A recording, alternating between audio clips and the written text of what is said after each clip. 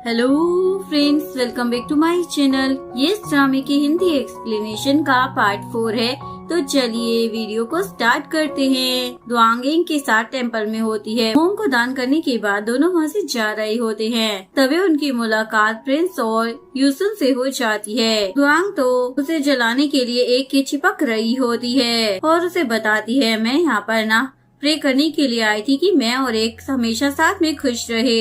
यूसुन बोलती है, ये तो बहुत ही ज्यादा अच्छी बात है। तभी एक की नजर प्रिंस के पास उस फ्लावर सेंट पर जाती है, जिससे वो समझ जाता है कि ये उसे यूसुन ने दिया है। दुआंग भी एक को नोटिस कर लेती है और बहाना बनाकर वो एक को वहाँ से लेकर चली जाती है, पर वो उसे अपना हाथ छिड़वा लेता है। इसके बाद वो मछलियों को खाना खिला रहा होता है। दुआंग आकर उसे पूछती है, क्या तुम अभी भी उसके बारे में सोच रहे हो?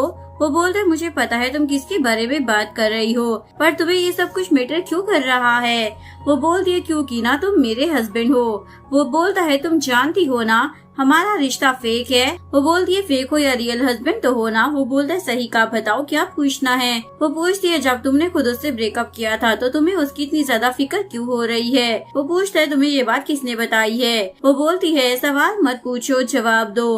वो बोलता है, मैंने ना उसे छोड़ा था, इसका मतलब ये नहीं कि मैं उसे चाहता नहीं था। वो पूछती है, क्या तुम उसे भूलना चाहते हो? तो वो हाँ बोलकर चला जाता है, जिसके बाद वो उसके सेंट की पोटली को वहीं पर फेंक देती है। जब वो उसे भूलना चाहता है तो उसे उसकी क्या जरूरत। इधर नॉप उस चोर को जेल से निकलवा लेता है और उसे फॉरेनर के घर चोरी करने का टास्क दे देता है। चोर उसके घर में घुसकर डॉक्यूमेंट बुक से कुछ पन्ने फाड़ लेता है। तभी वहाँ पर फॉरेनर भी अपनी वाइफ के साथ घर पर आ जाता है और घर की हालत देखकर वो समझ जाता है कि यहाँ पर चोरी हुई है। जिसके बाद प्रिंस वहाँ पर छानबीन कराता है। ऑफिसर उसे बताता है, ये काम ना उस चोर का है जो जेल से भाग गया था। प्रिंस उस चोर को जिंदा पकड़कर लाने का ऑर्डर दे देता है। इसके बाद वो इस सारे मामले के बारे में एक को भी बता देता है और उसे बताता है उस फॉरेनर के ना कुछ डॉक्यूमेंट्स मिसिंग है, और उसे बताता है वैसे चोर कुछ कीमती चुरा कर नहीं लेके गया, बस उस फॉरेनर के कुछ डॉक्यूमेंट मिसिंग है। एक बोलता है, इसका मतलब वो रैंडमली कुछ डॉक्यूमेंट्स फाड़ कर लेकर गया है। प्रिंस बोलता है, मैंने तो तुम्हें बताया ही नहीं कि वो पेज फाड़ कर लेके गया था। वो बोलता है, कुछ डॉक्यूमेंट मिसिंग है, इसका मतलब तो यही हुआ ना कि वो फाड़ कर लेकर गया होगा। तभी ऑफिसर प्रिंस को आकर बाहर लेकर आ जाता है, जहाँ पर वो चोर मरा हुआ होता है और उसके हाथ में एक का फ्लावर सेंट भी होता है। प्रिंस वो सेंट देखकर एक के सामने रख देता है, क्या ये तुम्हारा है? वो बोलता, हाँ ये ना मुझे यूसुन ने बहुत पहले दिया था, पर ये तो मुझसे खो गया था। वो पूछता है, कहाँ खोया था? क्या तुम्हें याद है? एक को कुछ भी याद नहीं होता और बोलता है, आप मुझ पर शक कर रहे हो? प्रिंस बोलता है, वो चोर मर गया है और उसके पास ना ये मिला सबूत तुम्हारे खिलाफ है। जिसके बाद एक को छानबीन के लिए हिरासत में ले लिया जाता है। ये देखकर दुआंग ऑफिसर से पूछती है, आप मेरे हस्बैंड को कहाँ लेकर जा रहे हो? वो बताता है, ये ना एक मर्डर का सस्पेक्ट है। वो बोलती है, मेरा पति कभी भी ऐसा नहीं कर सकता। एक बोलता है, यहाँ पर ना सीन मत क्रिएट करो, चुपचाप घर के अंदर जाओ। इसके बाद नॉब के डैड आकर उस इंटेरोगेटर को बहुत ही ज्यादा भड़का देते हैं। एक ना बहुत ही ज्यादा सख्त बंदा है, वो इतनी आसानी से सच नहीं बोलेगा। वो बोलता है, मेरे पास बहुत सारे तरीके हैं मुजरिम से उसका गुनाह कबूल कराने के। इधर दुआंग को स्टेप डैड से पता चल जाता है कि एक को उसी सेंट की पोटली की वजह से चोर का कातिल समझा जा रहा है, क्योंकि उसके पास से वो पोटली मिली थी। दुआंग याद करती है, उसने तो वो सेंट टेम्पल में ही फेंक दिया था। फ्लैशबैक में दिखाते हैं, उसके बाद वो सेंट की पोटली नोप ने उठा ली होती है और जब वो चोर चोरी कर आता है तो वो उसके हाथ में उस सेंट की पोटली को पकड़ाकर उसे निपटा देता है, ताकि सारा शक एक पर जाए। एक्चुअली में ये सब कुछ एक को उसकी पोजीशन से हटाने के लिए किया जा रहा होता है। इधर वो इंटेरोगेटर एक को अलग अलग तरीकों से टॉर्चर कर रहा होता है, पर एक अपनी बात पर अड़ा रहता है, मैंने उस चोर को नहीं मारा। नेक्स्ट डे दुआंग स्टेप डैड के साथ एक से मिलने के लिए आती है, पर वो इंटेरोगेटर उन्हें अंदर जाने से मना कर देता है। जिसके बाद दुआंग मौका देखकर अंदर घुस जाती है और एक को इस हाल में देखकर शॉक थी। एक उसे बोलता है, तुम यहाँ पर क्या कर रही हो? वो बोलती है, मैं तुम्हें लेने के लिए आई हूँ, मेरी गलती की वजह से ना आज तुम यहाँ पर हो, और उसे सब कुछ बता देती है, पर एक फिर भी जाने से मना कर देता है। तभी वो इंटेरोगेटर वहाँ आने वाला था, इसलिए दुआंग एक पुलिस वाले के कपड़े पहनकर वहाँ से निकल जाती है और घर आकर स्टेप डैड को बताती, उन लोगों ने ना एक की बहुत ही ज्यादा बुरी हालत कर रखी है। स्टेप डैड को तो अपने बेटे की चिंता होने लग जाती है।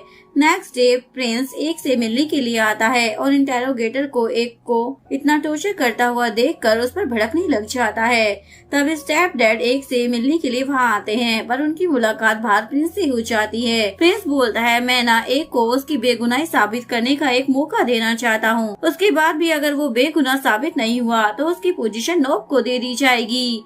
ये सब कुछ दुआंग ने भी सुन लिया होता है। इसके बाद वो स्टेप डैड को एक प्लान बताती है एक को बचाने का। वो प्लान स्टेप डैड एक को भी आकर बता देते हैं, पर एक बोलता है ये तो बहुत ही ज्यादा खतरनाक प्लान है, दुआंग इसमें फंस भी सकती है। स्टेप डैड बोलते हैं, मैंने उसे मना किया था पर वो तो मान ही नहीं रही है। उसने कहा है कि वो अपनी गलती को सुधारना चाहती है। इसके बाद दुआंग चोरी छुप के प्रिंस के पैलेस में घुसकर उसके रूम में आकर उसका सेंट चोरी कर उसे उस चोर के घर में रख देती है। थोड़ी देर बाद स्टेप डैड प्रिंस को वहाँ पर लेकर आ जाता है। प्रिंस तो अपने सेंट की पोटली वहाँ देखकर शॉक हो जाता है, जिसके बाद वो समझ जाता है जरूर किसी ने उसकी तरह एक को भी फंसाने की कोशिश की है। पोटली चोर के हाथ में देखकर इसलिए प्रिंस एक को बेगुनाह बोलकर उसे छोड़ देता है। इन दोनों बाप बेटे की तो शक्ल ही उतर जाती है, क्योंकि उनका प्लान फेल जो हो गया था। एक घर आते ही दुआंग के पास आता है। दुआंग तो घायल पड़ी हुई होती है और उसे बोलती है, मुझे माफ कर देना, मेरी वजह से ही तुम इन सब में फंस गए।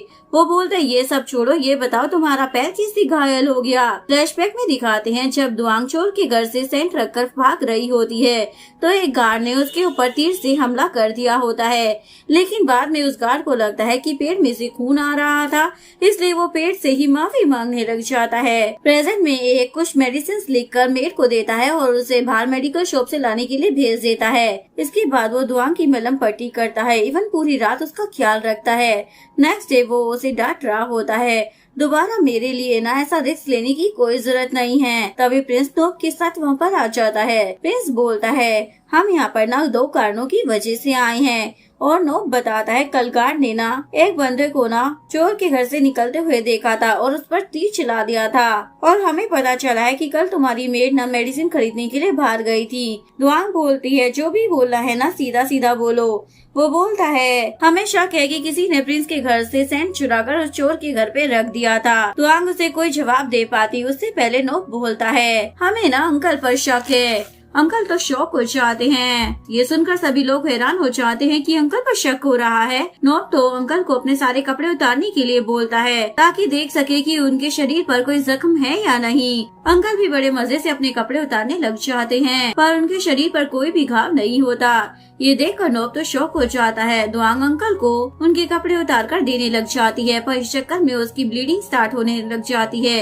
ये देखकर एक तो उसे अपने क्लोज कर लेता है। नोब पूछता है, तो कल रात तुम्हारी मेड कौन सी दवा लेने के लिए गई थी? वो बोलता है, वो मेरी पर्सनल प्रॉब्लम की दवा थी। वैसे तुम्हें शर्म नहीं आती? तुम मुझे मेरे घर के नौकर और वाइफ के सामने इंसल्ट कर रहे हो। नोब को उससे माफी मांगनी पड़ जाती है। एक प्रिंस से पूछता है, और दूसरा कारण क्या था? प्रिंस बोलता है, उस सेंट पर ना टेम्पल की घास लगी थी। वहाँ जाकर कंफर्म हो गया कि ये पोटली वहाँ पर पड़ी थी और चोर ने उसे वहीं से उठाया था।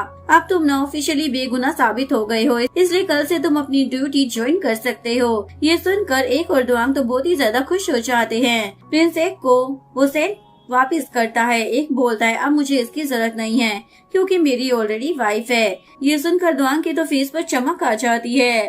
प्रिंस उस सेंट को वहीं पर रखकर चला जाता है। उसके जाते ही एक दुआंग को फिर से डांटने लग जाता है, उछलकर कपड़े उतारने की क्या जरूरत थी। नोब बताती है ताकि उन्हें मुझ पर शक न हो। इसके बाद एक उस सेंट को उठाकर ले जाता है, जो देखकर दुआंग की शक्ल उतर जाती है। इसके बाद वो उसकी पट्टी बदल रहा होता है। दुआंग बोलती है, मुझे ना शर्म आ रही है, तुम ना अपनी आंखें बंद कर लो। दुआंग बोलती है, मुझे शर्म आ रही है, मैं ना खुद कर लूंगी। वो बोलता है, तो तुम अपनी आंखें बंद कर लो ना। वो बोलती है, भला मैं क्यों आंखें बंद करूँ, तुम करो। तो एक आंखें बंद कर उसकी पट्टी करने लग जाता है, पर गलती से वो उसकी चेस्ट पर हाथ रखने वाला था तो दुआंग उसे रोक देती है। एक बोलता, बेटर रहेगा कि तुम आंखें बंद कर लो, जिसके बाद वो शर्माते हुए आंखें बंद कर लेती है। नेक्स्ट मॉर्निंग एक उसके लिए पॉरिश लाता है और उसे अपने हाथों से खिलाने लग जाता है। दुआंग बोलती है इसकी जरूरत नहीं है। वो बोलता है तुमने मेरी इतनी ज्यादा मदद की है, मुझे तुम्हारे लिए इतना तो करने दो। और उसे अपने हाथों से खिला रहा होता है। उसे तो बड़ा मजा आ रहा होता है। इसके बाद वो ठीक हो जाती है और उसे फिर से पंच लगा देती है। एक की तो नाक से खून आने लग जाता है। दुआंग उसे साफ करने लग जाती है, लेकिन तभी एक उसके करीब आता है। दुआंग को लगता है कि वो उसे किस करने वाला है, तो पाउट बनाकर खड़ी हो जाती है। पर रियलिटी में तो वो उसकी नाक को जोर से दबा रही थी। एक बोलते ये क्या कर रही हो, मुझे सांस भी नहीं आ रहा था। दुआंग बोलती है सॉरी। वो बोलता है लगता है तुम बिल्कुल ठीक हो चुकी हो। ये बोलकर वो वहाँ से चला जाता है। दुआंग तो बहुत ही ज्यादा शर्मा रही होती है। अगर आपको वीडियो अच्छी लगी हो तो प्लीज वीडियो को लाइक करें, चैनल को सब्सक्राइब करें, न्यू अपडेट्स के लिए बेल आइकन का बटन प्रेस करें। मिलते हैं नेक्स्ट वीडियो के साथ, तब तक के लिए सारांगे बाय बाय।